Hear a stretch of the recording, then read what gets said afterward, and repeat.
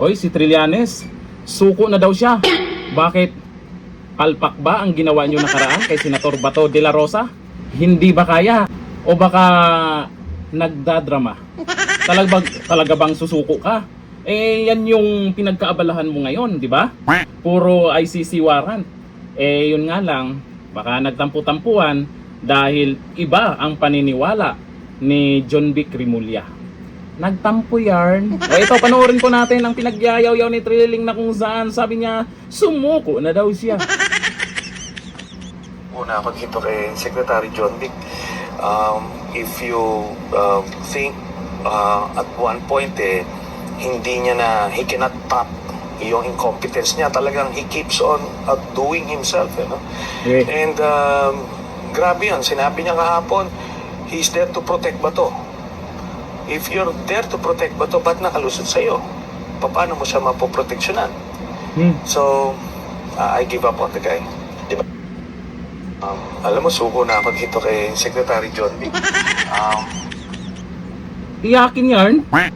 Eh, ang gusto lang naman ni John Vic Rimulya kaya nandyan siya, yung hindi magkagulo at pinoprotektahan yung mga senador na sa Senado. At yung pag-alis ni Senator Bato dyan sa Senado, bakit naman siya haharangin? Eh, wala nga warrant, di ba?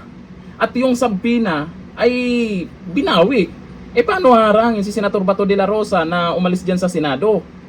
May karapatan ba sila? Baka ikaw lang, akala mo lang. Eh, dapat ikaw ang humarang. Dapat hinarang mo dahil hawak mo ang ICC warrant, di ba? Ewan ko lang kung anong meron, kung bakit ikaw yung may hawak ng ICC warrant na yan. Kasi ang daming mga nagkomento, baka ano daw ito ng ICC ngayon, baka sa ICC na nagtrabaho, baka tanod ng ICC, at kung ano-ano pa. Hindi natin alam kung anong papel niya sa ICC. Dahil nga naman, akalain mo siya may hawak ng ICC warrant, siya yung magsiserve. Eh, wala naman siyang posisyon dito sa Pilipinas, di ba? Ngayon eto, nagtampu-tampuhan. Bakit nakaalis si Senator Bato de la Rosa dyan sa Senado? Karapatan ni Senator Bato de la Rosa na umalis dyan. Walang warrant, wala. May warrant man na sinasabi mo, eh ICC warrant po yan. Eh kung hawak mo yan, ikaw yung humarang. Eh gusto mo pa yatang utusan yung iba. Kung ano yung gusto mo. Yun nga lang, hindi na susunod ang kagustuhan mo. Palpak ka na naman. Kaya ngayon, nag-iiyak-iyakan. Yakin ka pala, akala ko palaihi ka lang. O ayon dito sa mga nagkomento, eh, sabi ni Lance Zisola, huwag kang susuko, tumahol ka lang ng tumahol. O huwag kang sumuko, nangimiss ka ng mga nakaabang sa'yo para pagtawanan ka. Sabi ni Rasnel Cabuco, si Bato maraming combat experience, si Trilling maraming ihi experience. O Trillanes, kilala ka sa ganun ha.